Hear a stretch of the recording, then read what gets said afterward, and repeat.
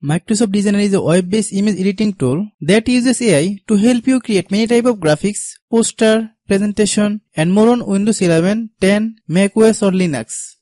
You can use it for virtually anything, but the company designed it to help content creators quickly create images that they can share on social media and other channels. Hello guys, and welcome back to my YouTube channel Shaem Tech BD. Today I will discuss how to install Microsoft Designer on Windows 11 from Edge. I have a request, if you are new to channel, please subscribe and stay with us. Open Microsoft Edge. Click address bar, then type designer.microsoft.com. Then visit this site.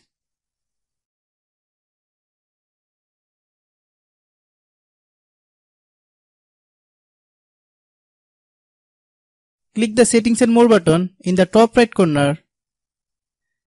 Select the App sub-menu. Click the Install this site as an app option. Click the Install button.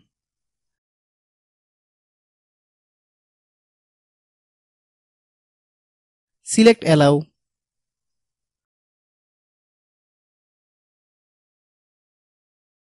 Once you complete the step, the progressive web app version of Microsoft Designer will install and will be available from the Start menu.